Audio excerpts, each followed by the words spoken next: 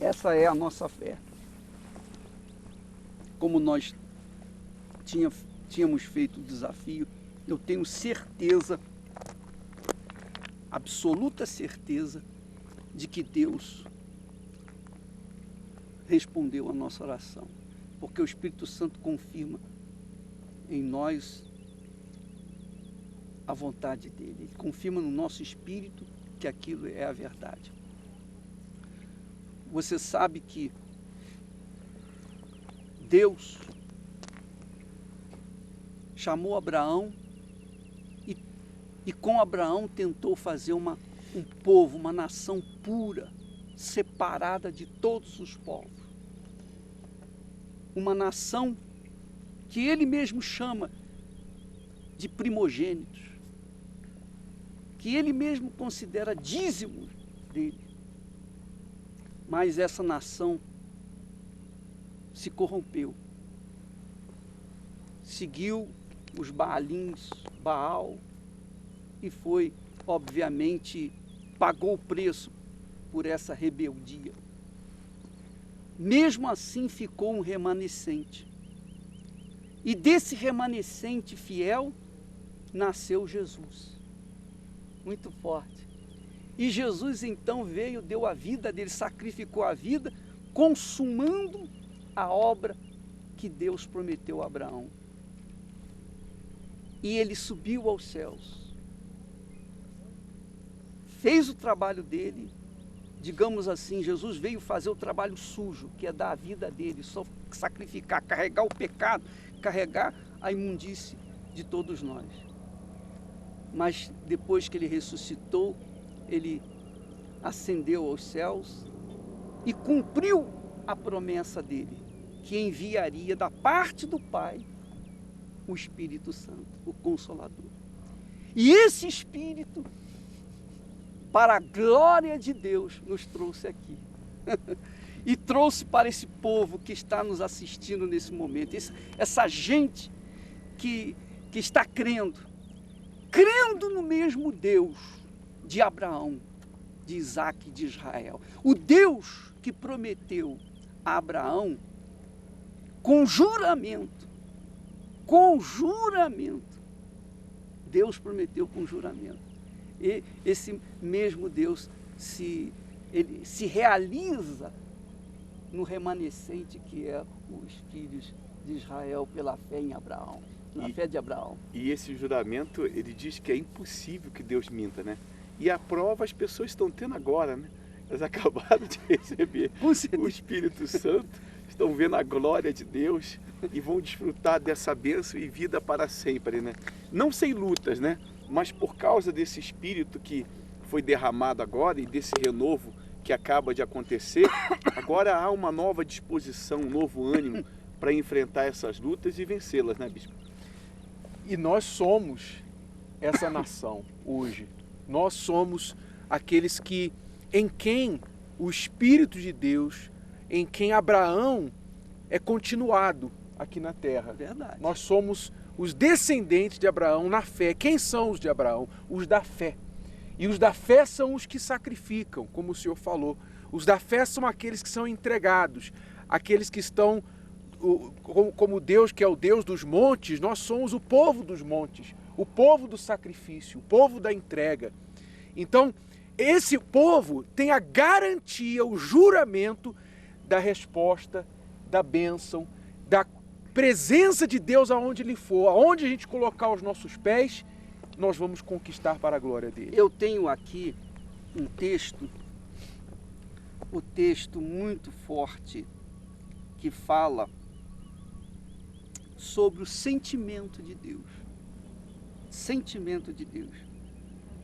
Quando ele fala assim, lá em Jeremias, profeta Jeremias, no capítulo 2, parece que o versículo 11, ele diz assim, olha só que forte, minha amiga, meu amigo, que coisa gloriosa, Jeremias 2:11, quando ele diz assim,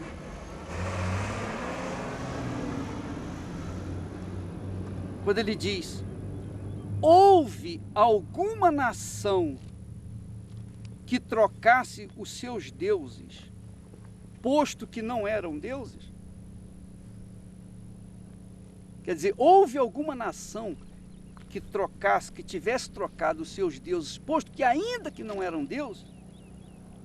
Todavia, o meu povo trocou a sua glória por aquilo que é de nenhum proveito.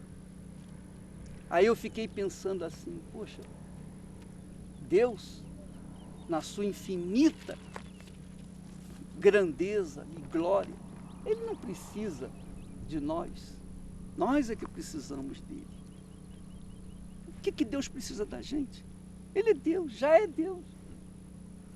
Se ele precisasse da gente alguma coisa, ele poderia ter algum interesse. Mas ele tem um interesse como pai. O interesse de querer ver o seu filho ou os seus filhos juntos de si. Por isso ele fala assim: ah, como é bom viverem unidos os irmãos. Como é bom e agradável. Porque é isso que ele quer. Ele almeja que os filhos, assim como a galinha, Jesus falou isso, assim como a galinha junta os seus pintinhos debaixo das suas asas, eu quis te reunir, ó Israel. E não podia, porque o povo era cabeçudo. Mas com a descida do Espírito Santo, o Espírito Santo faz-nos ter um só espírito, um só desejo, um só coração, uma só mente, uma só visão, um só objetivo.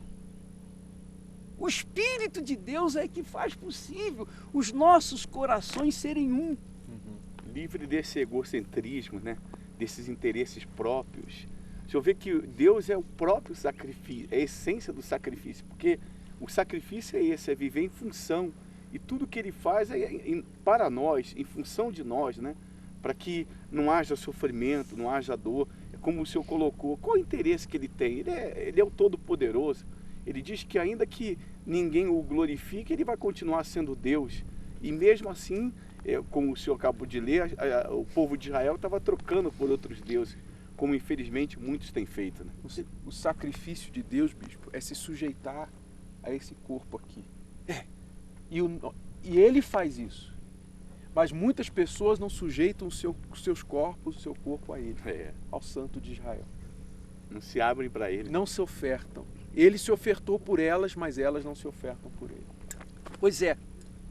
Então, você que nos assiste aqui do Monte Hermon, diretamente do Monte Hermon, ao vivo, nós temos esse privilégio. Se não um privilégio de muitos, mas apenas dos que creem. Porque apesar de você não estar aqui fisicamente, você está espiritualmente. Você está aqui conosco. É como Deus. É como Jesus. É como o Espírito Santo. Você pode ver o Espírito Santo? Eu não posso vê-lo. Você pode ver Jesus? Eu não posso vê-lo. Você pode ver Deus? Não, de forma nenhuma. Mas, você vê, eu não posso ver o vento que toca aqui. Você está vendo o vento? Não. Alguém está vendo o vento aqui? Pois bem, mas nós sabemos que o vento está aqui. Porque olha a nossa cabeça, nosso cabelo. Quer dizer, você tem cabelo, gente? Mas eu sinto o vento do Espírito. Está na cara, bate no meu corpo aqui. Assim é o nosso Deus. Você está em espírito aqui. Eu não posso vê-lo, não posso vê-la, mas você aí onde está, você tem uma percepção pessoal com Deus. Você tem uma intimidade com Ele, que foi o que aconteceu lá no cenáculo, quando eles estavam assentados, 120, quietinhos, todos pensando na mesma coisa, com o mesmo objetivo, na mesma expectativa, o mesmo coração, a mesma fé. Todos estavam em silêncio. E de repente, um som, um barulho, como de um vento impetuoso, encheu toda aquela casa e todos falaram em línguas. Quer dizer, é isso que está acontecendo aí agora. E há pessoas que não podem nem aguentar, não podem nem parar de falar em línguas porque estão tão absorvidas. Poxa, é muito forte. É forte demais. Só de estar assistindo isso, estar na presença dessa voz, dessa mensagem, a pessoa já está percebendo a presença dele com ela. Percebendo fisicamente. É porque essa é a nossa garantia, é a palavra, né? Nós viemos aqui movidos pela palavra, pelo Espírito que há nessa palavra, e estamos certos que aquilo que havíamos profetizado está acontecendo agora. E durante esses dias, as pessoas vão desfrutar dessa bênção, dessa vida, e vão viver esse renovo, vão viver, e aliás, bicho, viver esse renovo já se preparando para o simpósio, né? Para o simpósio. Grande simpósio. Nós estaremos no simpósio dia 27 desse mês, último sábado, às 6 horas da tarde. Eu quero convidar você para este evento. E não são todas as pessoas, obviamente, que vão participar, porque eu não quero intrusos. Sim. Como é que a gente vai saber que uma pessoa crê? Como é que eu sei que você crê? Quando você faz um esforço, manifesta uma forma, um sacrifício. Como o senhor falou ainda há pouco, atende à exigência da fé. Atende à exigência da fé, exatamente. Então, para eliminar Os curiosos, os aventureiros, nós vamos cobrar uma taxa para a pessoa entrar, cuja taxa vai ser direto para o templo de Salomão. Você sabe que nós temos que comprar as cadeiras. Isso. Nós precisamos de 22 milhões só de cadeiras. 22 milhões de reais só de cadeiras. Então, é uma forma que nós temos como ajudar a igreja com oferta. Já que eu não tenho dinheiro para fazer isso, então nós vamos trabalhar, vamos fazer esse simpósio a partir das 6 horas da tarde até as 10 horas, vamos ter uma mini vigília de oração, enfim. Mas não quero intrusos, não quero curiosos, não quero as pessoas que estão passeando e, eu vou ver o que está acontecendo. Não, eu quero pessoas determinadas. Elas vão fazer alguma coisa para participar. É porque no cenáculo, no dia do recebimento, do derramamento do Espírito Santo, não tinham curiosos. Não. A mensagem foi, mais ou menos, ele apareceu para 500 pessoas depois da ressurreição durante 40 dias. Mas dessas 500 só ficaram 120. 120. Porque só 120 tiveram disposição Exato. de pagar o preço, né? Isso, porque se fossem as 500, não receberiam todas. Sim, senhor. Então já foram excluídas já de antemão, porque eram pessoas que estavam, se fossem no cenáculo, entupiriam no cenáculo e também elas teriam outros pensamentos, quer dizer, confundiriam os outros que estavam lá em boa intenção. Sim, senhor. Então, já foi feita uma seleção natural, porque uns pensavam, daqueles 500, alguns pensavam assim, não, eu tenho que tratar dos meus animais, eu tenho que vender, eu tenho que comprar, eu tenho que fazer isso, eu tenho meus compromissos. Mas essas pessoas, esses 120 disseram, não, eu vou esperar, eu vou aguardar. Mesmo tendo o que os outros tinham, compromisso, interesses, dificuldades, também. Mas eles estavam lá, eles queriam, eles mostraram, provaram que tinham sede do Espírito Santo. É muito forte. Escolheram a boa parte, né? E o Espírito Santo realmente não é para quem não valoriza, para quem não entende o que ele significa. É somente para quem reconhece o valor dele na sua vida. Então separa o tempo, separa tudo que for necessário para poder receber essa grandeza em vasos de barro, né? Esse tesouro em vasos de barro que é o Espírito Santo. Amém.